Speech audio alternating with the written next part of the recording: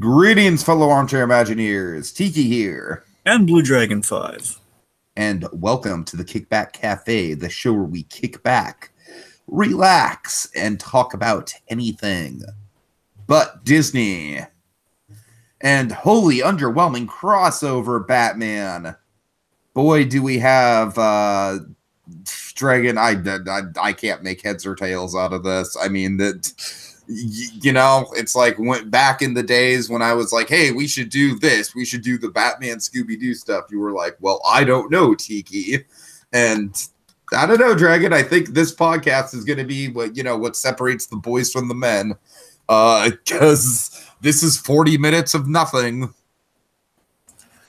Pretty much. Again, folks, back in the day, we had I keep wanting to call it the New Adventures, like that. They could do with the new Scooby-Doo movies. Yes, the new You're right. Yeah. I just keep thinking New Adventures. I'm thinking of Batman because Batman's involved in this. Anyway, so the new Scooby-Doo movies, they tried to kick things off in the early beginning with the Batman crossover, and this essentially is technically it's a sequel, even though whenever they repackage this thing, they always screw up like which episode came which. So there is in the end, there's really no chronology. It doesn't really matter because again, there's no continuity in this, but technically this sequel because they kind of know each other, so it's supposed to be that's the thing. Yeah, they do. It's like, hey, look, it's Scooby and the gang. Like the only thing about again is not really background. It's like the only thing I can really speculate on with background is that this is return since kicking the movies the movie series off. It's like 14 episodes. Like it was the second episode going into that, so now it's episode 15.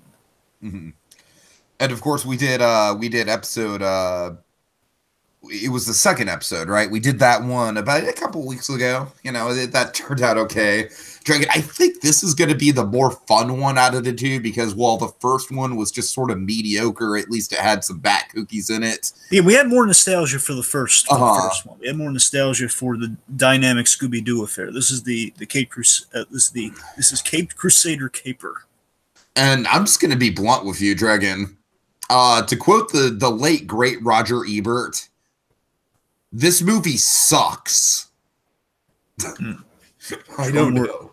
Strong, profound words by the late great Roger. He actually has a book by that title that kind of packages all his like 1 and 1.5 star reviews. Yep. Anyways, so yeah, folks, and Dragon, of course, this is all building up to our commentary for a movie that actually lives up to the Batman Scooby-Doo crossover. Batman and Scooby-Doo, Brave and the Bold, or is it Scooby-Doo and Batman, Brave and the Bold? Scooby-Doo and Batman, Brave and the Bold. Scooby-Doo and Batman, Brave and the Bold. So we're going to be doing that within the week. And, of course, that's also building up to Gotham by Gothlight. Wow. So it's going to be like all blacklight, Dragon. It's going to be like a goth teenager's room, right? It's like Sid's old room years later. No, it's Gotham by Gaslight. Gaslight. The famous Elseworld story of Batman re-envisioned as Sherlock Holmes, essentially. So lots of Batman detective stuff going on, and man, oh man, Dragon. Folks, there's no other way around this episode than to just like joke our way through it, right? Pretty much, it's an offbeat one, folks, and it's basically it's absolutely a rehash of like, hey, there's that kind of that nostalgia, that vaguely nostalgic one. We're gonna do it again, but we really just we don't have our hearts in it at all. And again, I'm convinced they don't really have Batman fans animating this. Oh God, no. Famously, I think the only one involved who's like vaguely interested in keeping the bat spirit alive is Casey Kasem. Sure. I mean, absolutely, Casey Kasem. I think Casey Kasem, he's a fine Robin, and I think so too. The only carryover background that we might need to say, and I want to get out there real quick, and then we'll jump right into it. Is that just for the folks who might be watching this as sequence for some bizarre reason. This is basically Hanna-Barbera acquired the Filmation Batman rights, and they utilized them here. And this Batman we have here essentially becomes the Super Friends Batman. Hanna-Barbera, they get the DC rights, and they start doing this crossover, and then eventually Super Friends, then Super Friends Galactic Guardians, which brings in Alan Burnett, which eventually gets us Batman the Animated Series. So it's all relative. All right. Okay, folks. So there's multiple ways to watch this. There's, of course, you watch cartoons and whatnot if you want to go that route. But also, if you have the DVD copy of Scooby-Doo and Batman Brave and the Bold, that's included on there. So honestly, Dragon, like most of the time, I'd stress that we're going to try and keep it conversational, but It's gonna be really riffy, folks. It would probably be a good on idea. this one, I think I'm going to make an exception for our commentaries. For this one, I really think that you need to kind of seek out the actual content here. So this might be a bit of a niche podcast here, but I think we're going to have a lot of fun with it. I'm just saying, if people aren't watching along with it, they're just going to hear some kind of funny Scooby-Doo Batman meeting each other riffs. So I think in general, it's and just like, oh my god, look how bad that animation is. Look how off-model the Joker is. Yeah, you're probably going to want just the, at least the off-model context. So yeah, so this is like the most off-model Batman you're ever going to see, folks. Like the most no-prize Batman, yes. The most no-prize Batman you've ever done. So, Dragon, honestly, like out of any commentary we've ever recorded, this might be the one that you probably have to watch along to really enjoy. Yeah, that seems to be. So, and it's the fucking Batman and Scooby-Doo crossover, the second one. Oh, man. Because no one else wanted to talk about it, folks. We're going to talk about it. So, as we said, just link it up, and when you hear, we kind of do this reverse lethal weapon style here. 1, 2, 3, and we go on go. We don't like debate about going on 2 or 3. We go on go. yeah. All right, folks. So you ready to go, Dragon? I am ready to go. All right. God help us. When he says go, folks. When he says go. Yes. The Cape Crusader caper in 1, 2, 3, go! Now, one positive thing is that this intro always gives me a lot of nostalgia. I'm absolutely there with it because again, for me, the Scooby-Doo shows were it was this because of all the cameos, all the guest stars and cameos, a pup named Scooby-Doo, and I guess just the third like, for me was the least interesting, but it was the original. Where Scooby-Doo, Where Are You? You see, I have the most nostalgia for Where Are You because they play that like incessantly on Cartoon Network. They played them all on Cartoon Network, but Where Are You would be the one that would have like the marathons. Right. Pup Named Scooby-Doo, as you said, is probably the best out of the three of them, just because of the sharp writing and the fourth wall breaking.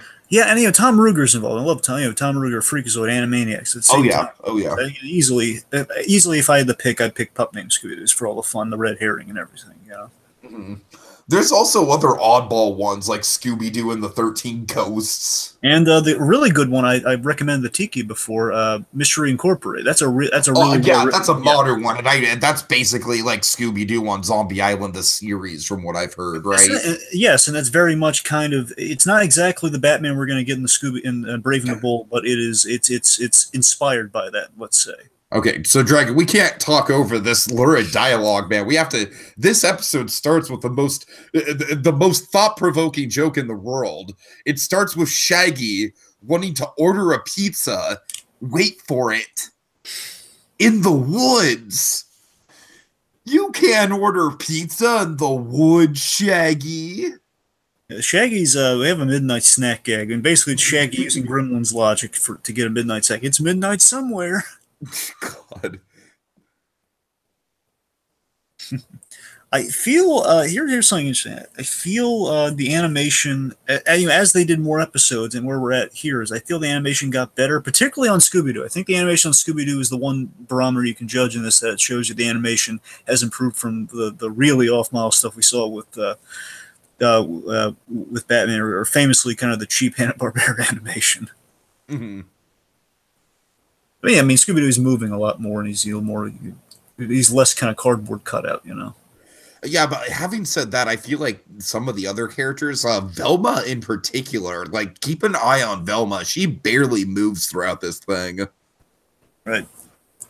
Okay, Dragon, the professor in this episode, or whatever the hell this is like one of the worst cartoon characters I've seen in animation. This guy is just, I could go off. Yeah, the professor is he's just terrible. He's just so bad. He's so just, bad. you know, he's just Would you like to tell the audience what his shtick is? his shtick is he kind of not to a classy extent of like beloved characters like Yoda, but he let's just say he mixes up his dialogue a lot. It's like kind of Oh like man, it's like a rule of three, kind of like he botches it and then eventually just, kind of changes the wording. it's so obnoxious. Yeah. I will say this. Let me say this now. Tiki, another good Scooby-Doo thing that's I feel is a missed opportunity here because we reuse Joker and Penguin. There's a comic. It's a really good comic. I haven't read it all, but I'm saying they keep coming out with issues. Basically, Scooby-Doo crosses over the DC universe. So it's not just Batman. It's kind of like the whole. It's kind of like Brave and the Bold, honestly. We cross over other characters in the DC universe. Like they've crossed over the Martian Manhunter, and such. And it's a shame they never used Scarecrow in animation, like because it makes all the sense in the world for Scooby-Doo to cross over with Scarecrow. So it was all about fear and fear gas, you know. Yeah, having said that though, Dragon, like it's freaking Hanna-Barbera Scooby-Doo. I mean, it's like they're not going to go into any like dark psychological stuff with the Scarecrow. But funny enough, I'm going to say this though. This is the one Alan Burnett when he came on. It's Professor Jonathan Crane. I will say this though, as I mentioned with Alan Burnett with Super Friends, not the original Super Friends, which is uber cheesy. I'm talking about the later Super Friends where the Galactic Guardians, where they got Adam West to do the voice for Batman. They actually got things a little more right with that.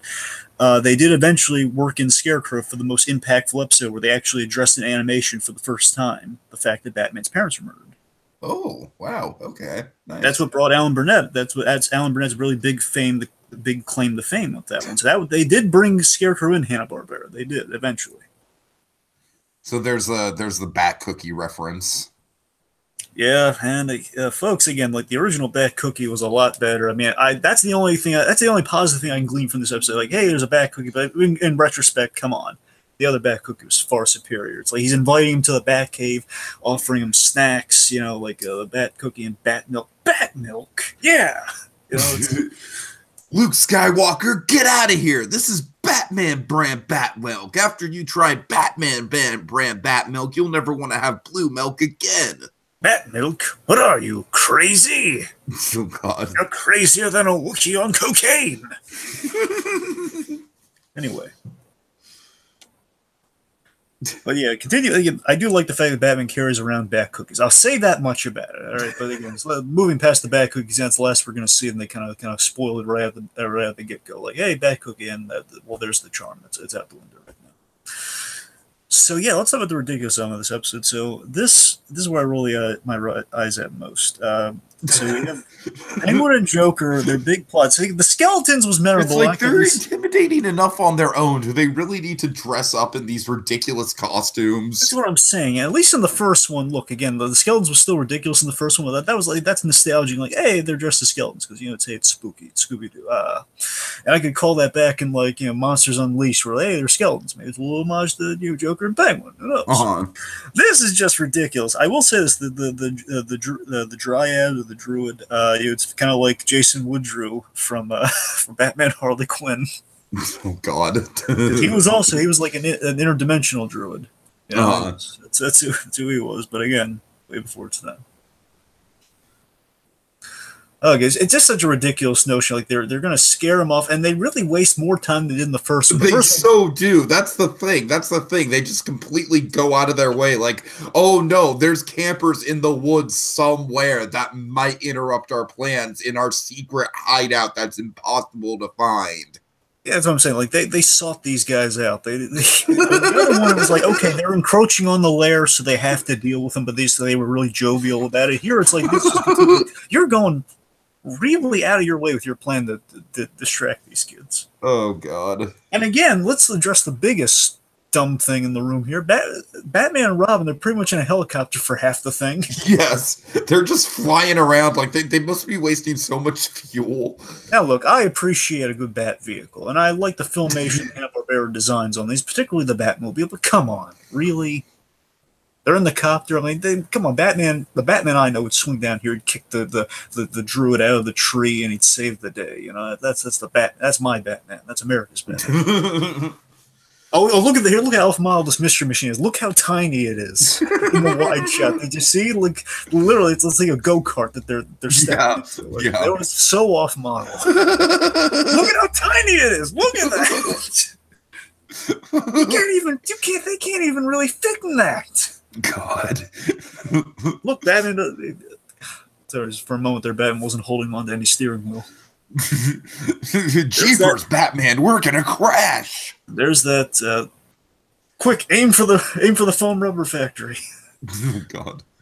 And of course, there's that opening. There's that dumb painting mistake. That's at the end. They're very consistent about the paint mistake. And of all the things they screw up with Batman, here's the thing: they did improve a little bit on the animation here with Batman and Robin. It's still off model because again, they're consistent with the main off model thing for the first special. Batman's neck, it's supposed to be all blue. Instead, they give it like a big opening because that's practical, right? Oh yeah. Let's give Batman a hoodie. Yeah, let's see how that works. looks like he went into a hot topic. Okay, hold on, Dragon. This is the most ridiculous shit in the whole episode right here. This bridge thing, and this is them running out of ideas. Because like, hey, what do we have in the first special? Oh, we have the house that turns upside down. Okay, that kind of creates some interesting visuals for the inside. Let's go with it here. Hey, let's do another. We'll have a bridge. It's like, is this bridge something that's already there? Is it something that they just set up in the moment? I mean, yeah, remember, this bridge really has no point because, again, I understand a turntable. Again, even Batman the Animated Series is a turntable for the long car. You get it. In this case, it's okay. A big kind of bridge tunnel that turns, as in it's completely impractical. That means people can't get across the bridge, can't get across to the other side. Why would you have that and still have the building in between them? Right. It's stupid. And also, I just love how they don't notice that they're changing directions. That's the thing. I mean, how long does it take these guys? Look, it's like they literally have to drive back to the campsite to realize it. Yeah. And why is Joker not the troll? Why is Joker not the troll? Yeah, I mean, really, do you expect consistency at this point with the characters? Like, do you really like? Yeah, you're right, because we had the Larry Storch Joker and everything, with the whole, Batman and Robin, it's like... I mean, in all honesty, the voices of these two guys could kind of be swapped out, and it wouldn't really matter all that much. But another, again, it's kind of poison arsenic kind of compliment here, but it's, Penguin at least sounds a little more like the Penguin here. The other one, I'll give you that much. Joker is just wrong. Like Joker's just the Larry Storch Joker's always been off. So Joker is it's so bizarre because like what we know of the Joker in animation now, he has such a legacy behind him. Yeah. Like he's one of the all-time great animated villains, thanks to Mark Hamill. But here, it's like every time I hear Batman refer to the Joker, like there should be such a menace behind it. You know what I mean? But instead, it's just like it's such a nothing threat. I will say this because there's literally nothing in this episode. I'll say it while I have some time here. Yeah, I think we're overdue for it. As much as I love Mark Hamill as Joker, I love Mark Hamill as the Joker. I will say this because we did get a few rare exceptions where you have other actors who have portrayed the Joker and done really good work with it. I think, of course, Michael Emerson. That's what I'm saying. Michael Emerson, John DiMaggio, and there's one. Honestly, there's only one new Joker that really didn't do it for me. That was Brent Spiner. He was not a good Joker. But aside from that, that's what I'm saying. We're kind of overdue for like a new Joker. Who do you have in mind? I've always wanted to see Billy West do like a frustrated stage comedian Joker. That's what I've always wanted to see. Yeah, that's a like good a really one. Like a really dark kind of kill, like the stage comedian who always fails on stage and he's really reserved. But when Batman enters the picture, then he gets real menacing and gets really psychotically scary. But he's like a really reserved stage comedian. He's like an observational humor guy. Yeah, Billy West is kind of one of those voice actors where it's like you're almost surprised that he hasn't done the Joker at some point. That's what I'm saying. Like that's always been my pitch for a different Joker. If we're gonna do something, because again, we know Mark Hamill at the back of our hand, we know how Joker sounds. I understand of course. Play with it, but anyway, that's just my 2 cents. But the point is, I think overall, it's like it'd be a little refreshing to get a different Joker. Yeah. Like as like an offshoot, not like an animated series is Mark Hamill. It's effective. Yeah. So this is just like Shaggy being dumb as always. Well, he is kind of helping here, so he's not that dumb. Well, they actually kind of saved them there. They saw they weren't going to drive over a bridge. They actually saved them there. Let's give credit where credit's due. I'm just saying, like, Scooby was the one being smart in that situation, not Shaggy. Shaggy didn't even realize what the heck was going on. Yeah, you're right. Sorry. Yeah, you're right.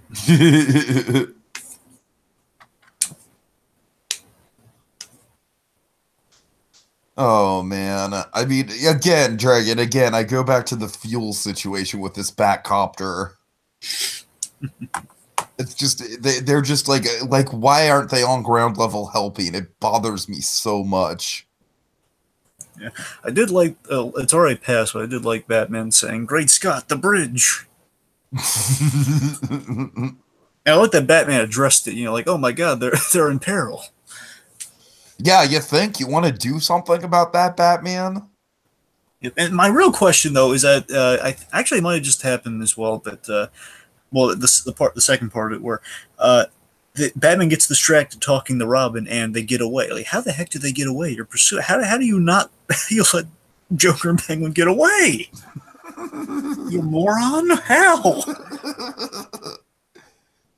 Oh man. So yeah, the jumbled scientist. I call it the shorthand. I guess would be the jumbled scientist gag gets old fast. Oh man. Oh, it's just I hate it.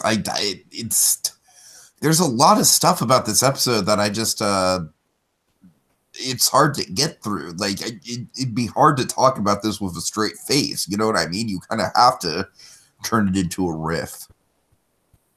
Yep. Let's see. I'm trying to. Sorry, because we're getting hung up on just kind of like trying not to be sucked into the boredom of this here and there. But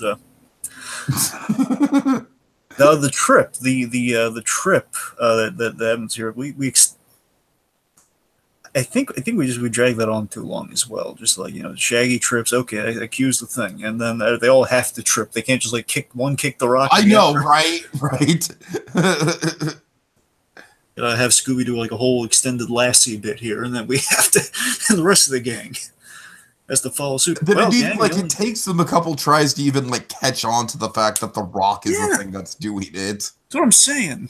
Like, of course, Velma's the one who figures it out. Yeah. Yeah, you think, Daphne? It only took you like 3 tries. Yep. Yeah, we're gonna have a bit coming up, I think, where when Joker and Penguin interrogate their interrogation of the scientist it's ridiculous. Because remember what they do? All they do to get answers is all it's in Scooby-Doo again. Because I've always talked about the violence. How if only had like a little like Batman-esque touch of violence, actual Batman-esque touch of violence, Scooby-Doo's problems would be solved very easily. We just shove people a little bit in this. They shove the professor until he says, like, they shove him once. Hey, you're going to tell us, right? It's so. It's kind of what I'm talking about, but just one shove, really? That's all it took to break this so. Like, I'm not going to tell him. I'm not going to like endanger the world with my flying suit, with my ridiculous. Oh, this is going to be. It's the Rocketeer. Oh, that's another thing I want to go over too. The whole Deus Ex Machina of this thing is so freaking. I mean, I guess like they're. Oh God! I'm saying here's the shoving right here is what I'm talking about. Look how ridiculous this is going up here. They're tough talking the scientist. The evil Joker. Yes, Joker, who again he's got a PhD in torture. I mean, what's he gonna do? How's he gonna extract information here? Is he gonna boil him in acid? Is he gonna threaten his family? Is he gonna mutilate his dog? No. Oh God. He's gonna shove him. All right. He's a bad man. He's gonna shove him. They're negotiating right now. Okay, here's what I want you to do. Okay, I want you to shove him. But be authoritative about it. Darn it, be authoritative, Joker. Don't clown me, man. Don't clown me. That's it. You tough talking? We shove him. Okay, here we go. You threaten to shove him. He's just I love how there's so much build up to it too. You won't see it coming. We're just gonna shove him right here. And look, the lights change. The lights change the red. Oh God. Get ready. Okay, clown. Here we go. Here's the big one. He's in the chair. We're gonna shove him a little. He's refusing to talk. Let's pull the Nazi interrogator shit. There we go. We're gonna shove him a little. Yeah. Okay, I'll tell you. It's just. Yeah, he just cracked. The idiot just cracked like an egg. I'm losing it. What? I said I'm losing it. That's so pathetic. Just you saw he was shoved like 3. There's not even. I mean, it wasn't even a legitimate push. Like he's tied to a chair, so it's like if you pushed him to the ground on the chair, that might be something to work with. This is gonna be even sadder. I don't think he's even tied down.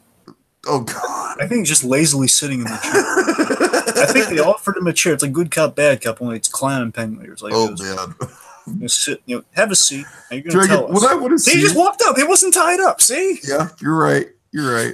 What I want to see is like some sort of compilation of the most evil moments from the Dark Knight Joker, compiled against that scene.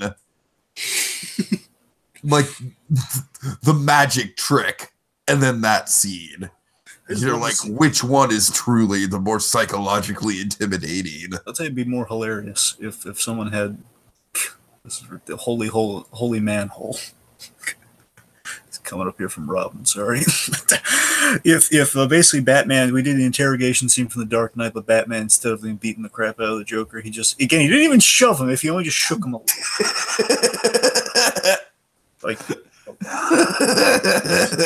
He just shakes him and says, it doesn't even have to shout at him. Well, let's just say shouts and just you shake like, where's Dent? He just like lazily.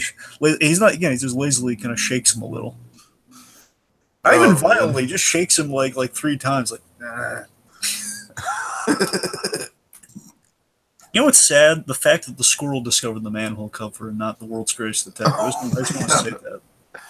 Dragon, I'm sorry. I'm just like I've lost it. I've kind of gone down the rabbit hole of insanity with this thing. Let me redact something I said earlier. Because so far, again, I could be completely taking this back here. So far, again, with the upgrade in the animation, I want to say, there's that. Oh my God, there's another very well animated lever right there. Probably the best animated lever in either special. Honestly, seriously, look at that. Yeah. I just want to point that out. We had some good levers. Okay, this giant bat is like the most ridiculous shit. Now, I know this predated it, and that's why, that's probably not why they didn't do it, but they probably wouldn't have thought of it on their own. But, if they did like Man Bat, or did like the Batman Forever giant bat deleted scene, that would have been a little cooler. But it's just like, hey, it's a bat. We're very scared of this. Yes. Here's the thing. If it was an actual bat, I'd be scared, but how did they not know this is fake? Exactly. Yeah, but yeah, seriously, that was a well animated lever. But I'm going to redact. So I'm going to say this. So far, the animation with that lever, I guess, seems to have been upgraded to an extent where it looks like Batman's consistently off model with the one painting issue. But I'm not seeing as much off model Batman so far. But again, the writing is worse on Batman and Robin. It's far worse, but at least consistent in the animation. And then, like, Joker and Penguin are just sad. Yeah.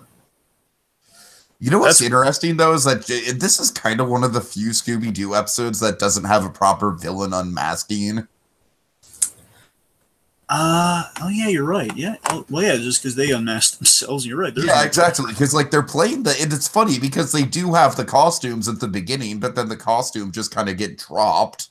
Yeah, and they know who they're going after, so there's no point in the unmasking. So yeah.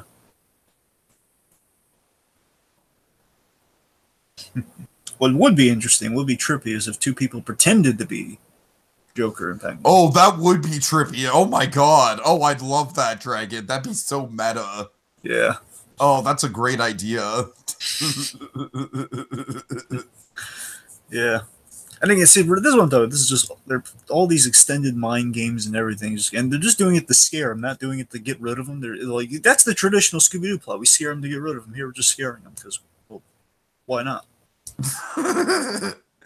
We got nothing better to do, honestly, the plot. Let me remind you of the plot here. The plot, which is ridiculous. The plot, quite simply, as we're going to find out, steal a flying suit, which again, very clunky flying suit. A flying suit nonetheless. Kind of like inferior Rocketeer type plot. Again, in fear, because who doesn't like the Rocketeer? Anyway, point is, fly, so Batman, who, by the way, we well established, has a Batcopter, cannot catch us. Now, Tiki, look, Tiki, I'm not a 10th level intellect like Lex Luthor or something. But tell me this: does point A connect to point B on that one? Do you see any dotted lines within that straight line? Do you see any? I mean, honestly, like if they would have just tweaked the motivation to be like, oh, that's like we could sell that technology. You know what I mean? Yeah, like there's nothing. It's like, hey, we're gonna do this. We can steal things. Batman will never catch us. I know it's a Batman pre-grappling gun, but still, I mean. No, but like you said, they have the freaking helicopter. Yeah. They don't need the grappling gun. Yeah. I mean, honestly, grappling gun, he basically would turn them into a kite. Like, hey, tie it to a pole. They're done. They can't fly anywhere. I will say this though, and this is the one thing I think you and I might agree on. We do have some kind of Haunted Mansion-esque touches here, where I like how the way they have this ghost here with like the water spurting up. It looks kind of cool. Yeah, it's fine. Yeah, I'm looking for anything here. Oh, man. I know you are, man. I know you are. We're in this together. Yeah. You had a really forced seal pun. I just wanted to point that out. Can already happen, but. And okay, like you pointed out throughout this whole thing, it's like, where the hell is Batman? Batman's just chilling in the Batcopter throughout this whole extended, like, Joker trolling Batman and Robin thing, or Joker's trolling Scooby thing. Well, technically, Penguin's trolling him because he was dressed like a troll. But no, yeah, I get what you're saying there. Yes. Okay, and now once the professor like enters the picture and starts interacting with the gang, that's when it really starts to just get obnoxious. Yeah. By the way, I just want to point out something ridiculous. I don't think they're running from because I think it started them off. There was a sheet ghost, and with the sheet ghost, it's just the. So they're Batman, Robin. Sorry, anyway, with the sheet ghost. You think they'd be used to of all fake ghosts that they've encountered? You think they'd be used to the simple sheet ghost? Right. Look, here's an upgrade in the animation. They threw batarangs finally. Oh man, Dragon, that's one of the reasons I love Zombie Island so much is that they actually address how they've been through so many fake scenarios. Yeah. Zombie Island's so good. Again, honestly, again, those 4 movies were all animated. They had the same animation studio. They had, everything was just so good with those 4. Again, don't get me wrong, like Cyber Chase was not the strongest out of those 4 movies, but at least it was fun. It was memorable. So which 4 are you counting? Zombie Island, Witch's Ghost, Cyber Chase, Alien Invasion? Yeah, those are the 4. They're all done by the same studio. Like the name escapes me in the studio right now, but one of these days we'll tackle those. We'll have that. One of these days, Dragon. One of these days. Yep. Seriously, how good are those? I'm just talking about some good. They're so good. They're so good. Yeah. And again, Cyber Chase is a little out there, but again, it's But it's fun. It's got such a catchy premise to it. Yeah. Honestly, I think I rewatched that one most, but it's again I knew the other ones were better. I've easily rewatched Zombie Island the most. I know. I'm saying I knew the other ones were better. I'm just saying I rewatched. I had it more. It was more. I forget. I don't know if I misplaced. Yeah, I just after this is over, I just want to fucking watch Zombie Island to get the bad Scooby-Doo taste out of my mouth. Zombie Island's so good. Well, for me, I've always loved Witch's Ghost. I'm glowing about Zombie Island right now. Seriously, I gotta rewatch him. I rewatched Zombie Island a while ago, but I might be because of the Tim Curry of it all, but I really like Witch's Ghost. I really do. I think Witch's Ghost is the scariest out of the 4, honestly. That's the thing. Honestly, for me, based on what I remember about these, I like Witch's Ghost more, but the opening of Zombie Island, with the whole checking in with the gang and all that stuff, that's great storytelling. I love that. So that's the thing. I think Zombie Island probably looks the best out of all of them, if I'm being frank. But again, Witch's Ghost is probably my favorite. Zombie Island had a really good trailer, too. Yeah, it did. Yeah. And folks, you can tell how interested we are in the freaking commentary we're supposed to be doing.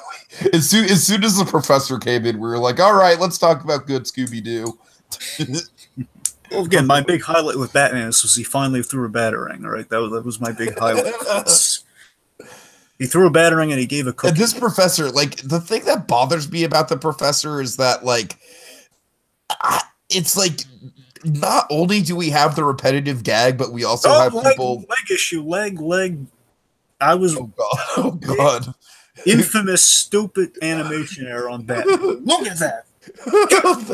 Oh, that was hideous. Well, I can't remember because Tiki, honestly, they kind of blended together for me. So I don't know if it's in this special. We might have already covered in the other special, but I remember that there's a really infamous animation, or even more infamous than that. There's one animation there where they screw up multiple things, where he's missing the neck, and they gave him the wrong hand. They gave him someone else's hand. Oh no! Oh And no! and here's how you can tell, Tiki. It's not just like one; it's a bare hand, but here's what's worse about it. It's a bare hand with a ring, and it's like it might even be it's the right hand, but it's really off. It's very ridiculously not his.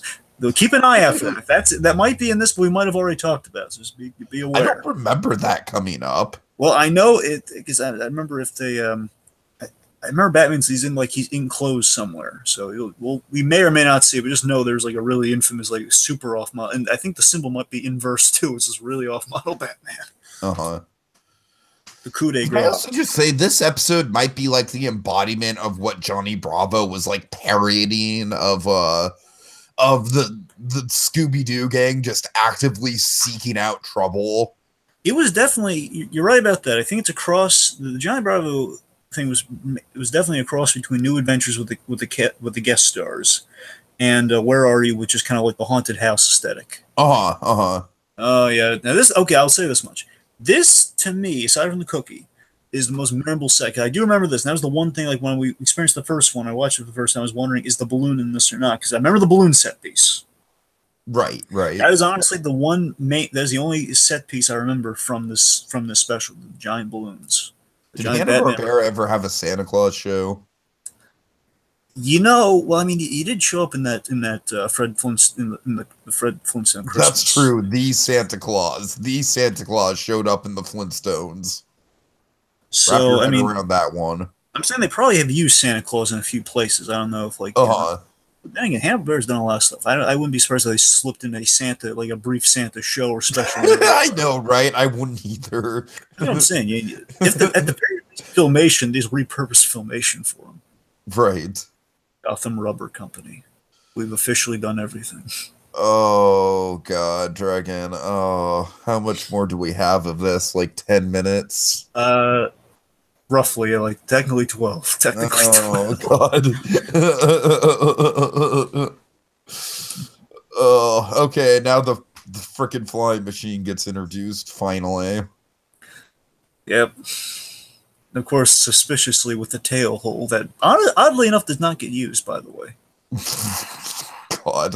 They have a tail hole, so they're kind of vaguely telegraphing what's going to happen, but, yeah. Well, and to be fair, it's like every Scooby-Doo story ever, before Zombie Island ends with like, oh boys, Shaggy and Scooby caused some wacky hijinks that inadvertently saved the day. Yeah. Okay, I'm eating mini tires and thinking they're donuts. Thoughts?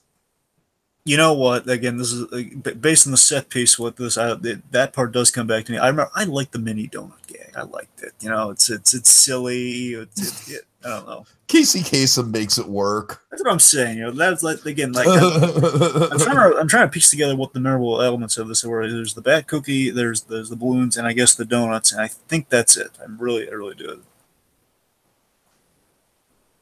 Probably like there's 3 memorable things from this one. That's about it. And I will say this: the one carryover from the other special, and again, we will say a payoff when we do Scooby-Doo and Batman Brave and the Bold. I do like kind of this, Scooby-Doo kind of in the end, Scooby-Doo trying to emulate Batman, trying to be a hero here and there. I do like that. But I mean, I feel like that was a lot more emphasized in the first one. It actually had an arc, whereas this one, there's just a couple nice moments here and there, but it's not really it doesn't really get spotlighted the same way it does in the first installment.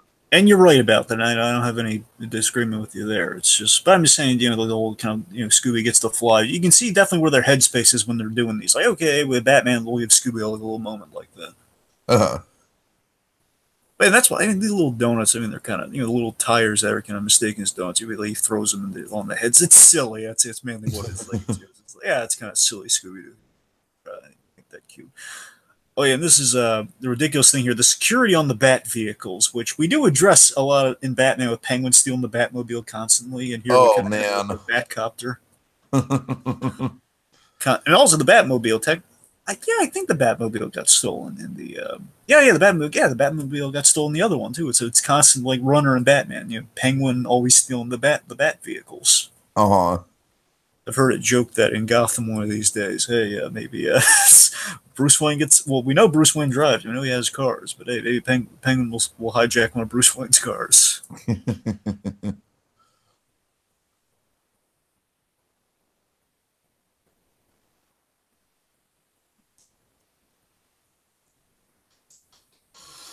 We're in the rubber factory, folks. It's a rubber factory. That's what it is. Seriously, what a boring location.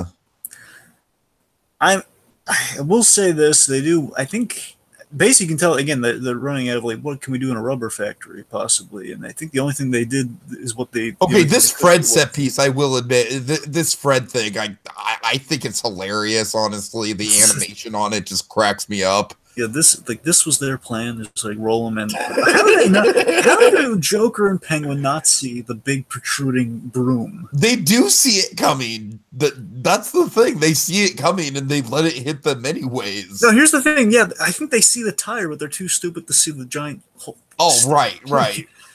They think, oh, we're because they separate because they know the tire's coming, and then they get bowled over like this. Look at Joker. Like, there's no animation on Joker's mouth during this. He's like smiling. Oh, there's a few moments like that towards the last 10 minutes of this Dragon. Like this gag right here with Fred getting stuck in the barrel. That's like the only reason. That's the only thing they could do in a rubber factory. It's about it. That and the tires. Those are the only two things you can do in a rubber factory, and they did it. And look, I'm not opposed to using a rubber factory as a set piece, but they got to do more than this. That's what I'm saying. They got to do more. A rubber factory, you could, like I would love to see like a Clayface showdown at a rubber factory. That might be interesting. Dragon, you're just pulling from all these cool villains that Hanna-Barbera would just butcher. Yeah. Well, again, eventually they did get one right. That was Alan Burnett. That was all Alan Burnett. Scared. Oh. Plus, that's after Legion of Doom, and they have like all the villains. Because again, they did get a little better with the Super Friends. Vaguely, because honestly, the villains in the Super Friends are the ones that stole the show. Because everyone loved the team of evil bad. That was like one of the first televised team ups of bad guys. Mm-hmm. Like a massive, like like Legion of Doom. That show sold toys and sold the premises for stuff we love today. Like Legion of Doom, we have on the CW today. We don't have that without kind of the Super Friends being such an institution. Which again, you don't get technically without this. It's all relative. Joker and Penguin. One of the things I love about vintage Scooby-Doo is that they have like 3 music tracks that they use over and over and over. Yeah, they got the search. They got the chaos. Basically, they ramp it up. Honestly, it's not even a new one. It's just they just took the theme and they sped it up. And you have the intro. It's the intro. It's the snooping around music, and then honestly, just take. I really think just take the same song and just speed it up or slow it down. You're right. So really, it's just 2 songs, and they vary the second one. Oh man. So yeah, again, Casey Kasem makes a good Robin. Like he's the only person here who's trying. Yeah. And again, honestly, I much prefer Adam West as Batman in the later Super Friends era than we have Ole Soul here. But I mean, come on, who wouldn't?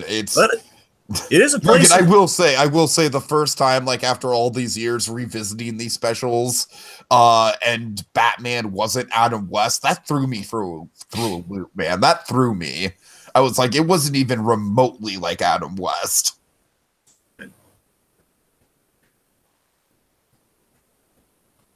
Yeah, I don't think the off-model hands in this one because I remember him like he's digging. Like, we had the house, and because we don't have the house, I'm remembering him like digging through. Yeah, the house was the first one. Yeah, so that's probably we just probably missed that in there. But again, it was just a super off. He had like a ring on his finger. It was really, it's like they put the wrong hand on him.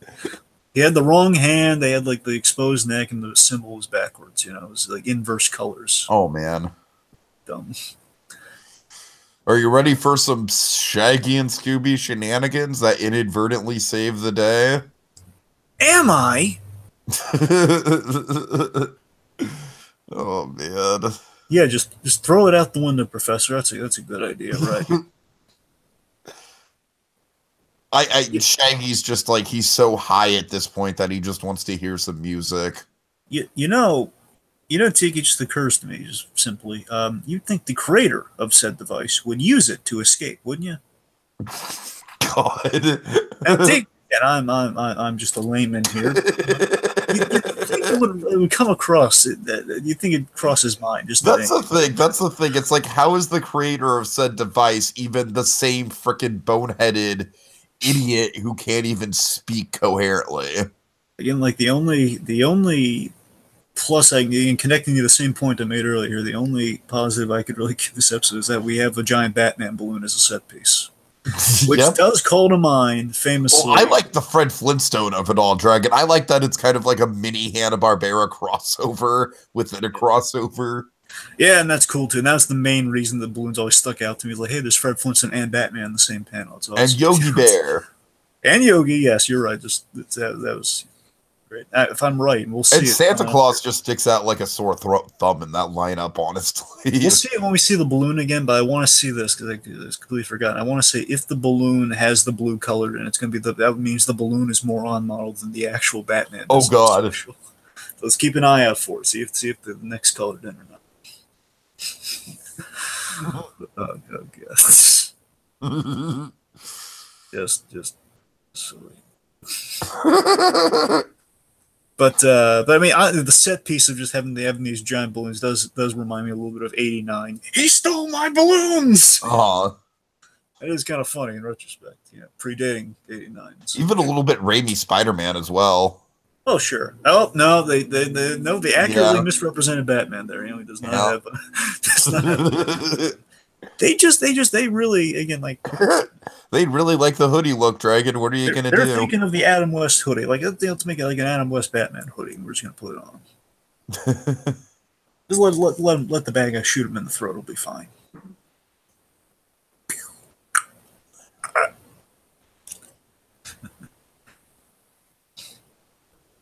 And hey, it's not like the Penguin had umbrella weapons he could have used the whole time. He's just fling the umbrella like a javelin. Again, this is like the only benefit I can see here, like the balloon being popped and it's going wild. Batman flying through the sky like he's never done before. I like it. Yeah, and Shaggy's kind of along for the ride. That's fun. That's fun. What I'm saying. Honestly, it's like literally like it's roughly the last 3 minutes of the specials when it comes alive. If we're being honest. It's like last 3 minutes and the last 3 minutes, yeah. The last 3 minutes, the donut gag and a bat cookie. That's literally food-related gags in the last 3 minutes. That's all we got here. Oh, man.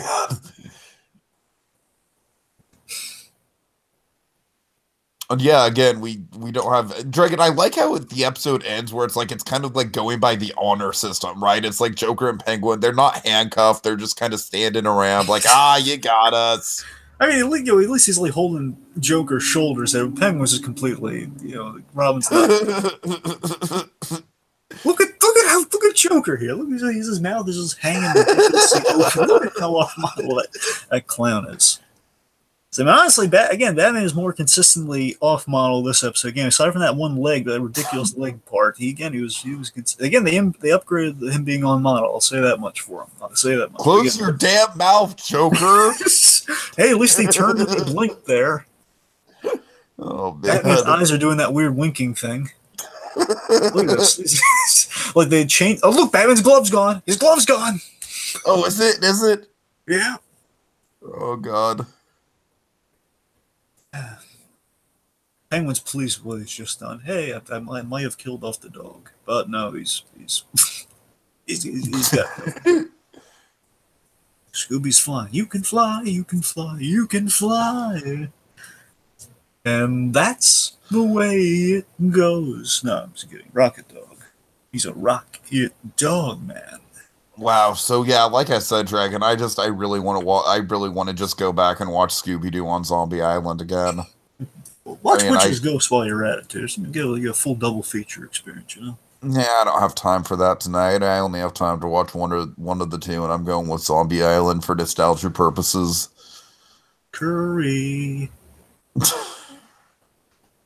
Tim Curry. And food animation. We have excellent food animation, which is Ghost. In Witch's Ghost, really? We do. We Uh, really do. It's mouthwatering. I will say, Dragon, you and me in food animation, that does kind of sell me a little bit. Seriously, I could spend the majority of this talking about the food animation, which is Ghost and how Oh God, I'm sure you could, and it'd probably make for a better conversation. Okay, well, let's wrap. I guess let's wrap it up here. So obviously, folks, this is definitely the less superior to the initial to the dynamic Scooby-Doo affair, but it's Which in itself wasn't great.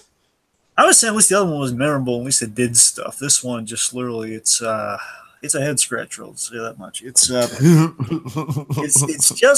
basically it's taking the original, which at least was an attempt at a story with very obvious flaws. Here it's like very flaws at every turn, but with slightly better animation. That's about it.